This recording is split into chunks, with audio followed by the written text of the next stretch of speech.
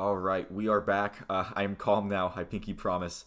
First thing I have to say is Cade freaking York, man.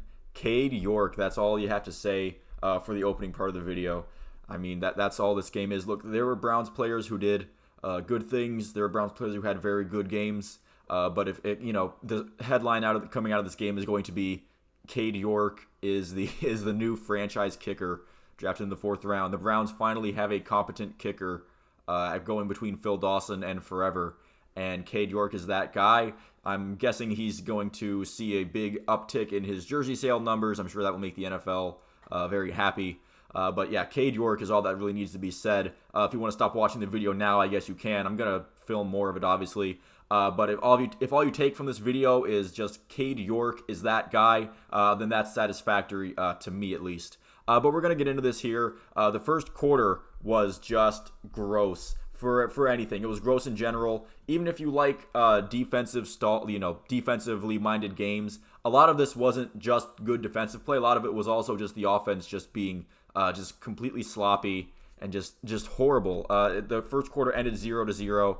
There were some things that happened. You noticed that Baker was already having his passes batted down. John Johnson would end up getting a sack. Baker muffing some snaps. That would be an issue all game, by the way, with Baker and snaps. They might want to get that figured out before week 2. But nothing going really for either offense in the first quarter. Well, the Browns did get some movement going on, but whether it was penalties that held things up or Brissett missing Amari Cooper wide open or something like that, then whatever the case, neither offense wasn't able to get any points on the board in the first quarter. Then the second quarter happens, which looks to be more of the same because the first Browns drive of the second quarter was a muffed punt by Demetric Felton, some drops, and a 3-and-out. But Corey Bojorquez had a pretty good game punting. So the Browns special teams, aside from the returner position, as far as the Browns kicking game, I should say. The Browns kicking game, both punting and kicking, both were very, very good in this game and seem to be set for at least this season. And with Cade York, just as long as Cade York wants to be here, I'm guessing. And then more batted passes from Baker Mayfield. And then Grant Delpit gets the interception. Especially because it's Baker Mayfield and with the whole thing and everything, that was a pretty hyped interception. But it's nice to see the defense get a takeaway, force a turnover. That's always nice, especially with some of the passive-aggressive jawing back and forth between Baker and some of the Browns teams and what have you and all that. So that was kind of nice.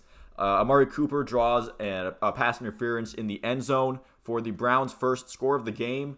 Jacoby Brissett passing to lining up at the fullback, Kareem Hunt, after faking to Nick Chubb. So I'm very much a fan of Nick Chubb and Kareem Hunt sharing the backfield at the same time, giving the defense two things to think about. I think that's awesome.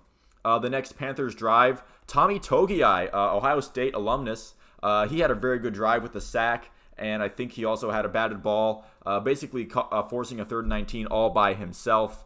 The Browns do some things. The next Browns drive, they would do some things. Brissett would get sacked, and Njoku was open. Maybe Brissett hold on to it for a little bit too long. However, on that drive, Donovan Peoples-Jones with a couple of very nice grabs.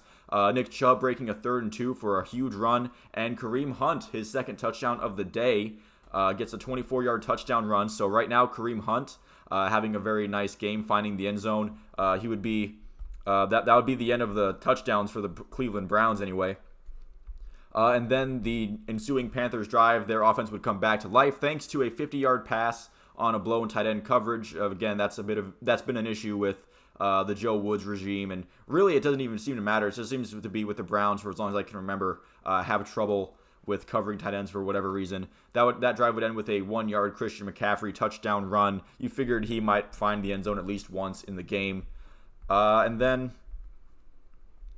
to get the half ended, the Browns with a nice drive. You were hoping that maybe they would score another touchdown to go 21-7, but they just get another field goal. The half ends 17-7, and the home Panthers crowd did not appreciate the efforts. You could hear them booing pretty loudly. And yeah, the Panthers offense looked very, very stagnant for the majority of the first half.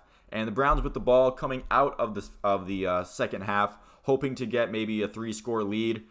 They do get a quarterback sneak converting a 4th and 1, a Schwartz end around getting 15 yards, Nick Chubb breaking a 21-yard run, and then that would get him over 100 total yards on the day. A delay of game and a Harrison Bryant drop would kill the drive, and Cade York would make a 34-yard field goal to make it 20-7. That was an 8-minute drive, and that was exactly what you wanted to see, except that you would prefer it to end in a touchdown, of course. And then on the next drive, Myles Garrett with back-to-back sacks. One of them was a strip sack, but Baker Mayfield would fall on the ball there. The Browns' next drive doesn't really do much. And then the Panthers would have a drive that ends the third quarter with the score 20-7. And the fourth quarter would begin, and that's where the drama and the issues would start for the Browns. In the fourth quarter, the first play was Christian McCaffrey converting a 3rd and 7, forcing like 4 missed tackles for the Browns. Christian McCaffrey's that guy. I know he's like great and one of the best running backs in the league when healthy, but like someone can just make a routine tackle, please. He's slippery. I get it. He's good, but you would like to see at least one of those tackles be made before he gets a first down. And that would lead to Baker Mayfield scrambling for his 6th career rushing touchdown to cut the lead to only 6 for the Browns with about 13 minutes left. On the next Browns drive, Jacoby Brissett's pretty bad game was described as economical by the CBS broadcast team, Spiro Dides, and whoever's with Spiro Dides. I don't know. But on an important 3rd and 4, Anthony Schwartz actually made a catch, so good for him. Way to justify your spot on the roster with a catch at a key moment.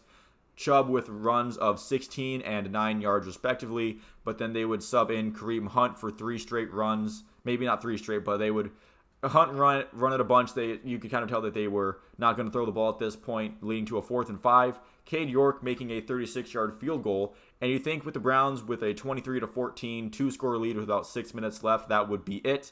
But no, the Panthers, once again, the first play of their next drive is a blown coverage to Robbie Anderson, who was infamously very much against the Panthers trading for Baker Mayfield. But he's on the receiving end of a very long, wide-open touchdown pass from him to cut the Browns' lead to 2. The next Browns drive, if you could get a score here, then maybe you could calm some of the Panther momentum down, maybe take a hold of the game at this point. That does not happen. They are eventually forced to punt. And at this point, if a field goal puts the Panthers up by 1 and Christian McCaffrey would break a screen, and the Panthers would eventually get the yardage needed to get that field goal. They were up by 1 with 1:13 left, which is enough time for the Browns to theoretically come back and kick a field goal, but with no timeouts left, and especially with the Jacoby Brissett-led offense, it was looking like a bit of a tall task. And on the first play, Jacoby Brissett with an incomplete pass, but he took a hit, a little slow to get up, and he drew a roughing the passer penalty. And yeah, that was a terrible call. Not gonna lie, it's horrible. They kind of called it because they thought that he hit him in the head. He didn't really. There was contact. The announce team thought that it might have been actually the Browns' own offensive tackle that ended up making the actual contact. But yeah, that's not a good roughing the passer call. Not at all. And with Donovan Peoples-Jones making a very impressive catch at the 50 on what was a very good game for Peoples-Jones. The ball is spiked with 29 seconds left. They get some more yardage up to the 40. They spike it again. And there was another thing where Jacoby Brissett does a fake spike and then a spike again. And the referees huddled around to maybe rule it intentional grounding, which would have essentially ended the game. They did not call it intentional grounding. They ruled that he faked it and then he spiked it. So I guess that's fine. That's what they ruled. And 58 yards for Cade York. It was do or die. He makes it with 8 seconds left. Obviously, the Panthers still have time to run a play. They try to run a hook and ladder. It doesn't work. The game ends with the Browns 26-24 getting the win. Holy cow. A little more analysis besides his Cade York being amazing. I think he ended up making 4 field goals, one of them being a 58-yarder, made all of his extra points. Just doing things that you would want a franchise kicker to do just literally in his NFL debut. That's crazy. But Jacoby Brissett looked rough. He missed open guys. He didn't look... he was enough. He did what he had to do, I guess, the bare minimum. But there are some plays where he had open receivers and he just couldn't hit them. The defense for the most part, for 90% of the game, was very good. It's just that there were a couple plays where they had communication breakdowns and the guy would get wide open, and that kind of would destroy their whole game, like the 50-yard reception to the tight end or Robbie Anderson being wide open for a touchdown. Stuff like that kind of like completely wipes away all the good effort that you put in before, holding the Panthers to 7 points in the first half, and then honestly, again, in the second half, they played pretty well. It's just that they had defensive lapses at very inopportune times for big gains. So overall, you take a win in the NFL any way you can get it, but this doesn't exactly inspire hope, I guess, for when the Browns start getting to the harder games in their schedule. Luckily for the Browns, they have the Jets coming up after this, and they looked horrible against the Ravens. And then the Steelers, who their offense looks putrid, but the Steelers' defense is definitely looking elite, especially when you consider the Browns' very disappointing offensive game that they had today. So hopefully they get some of the kinks figured out. Hopefully Jacoby Brissett is a little maybe that was just the first game yips. Hopefully he has that out of the way, and hopefully the Browns' offense is a little better. And besides that, hopefully the defense keeps up most of the good work and just doesn't have those game-breaking lapses in communication or anything like that. So overall, you'll take a win.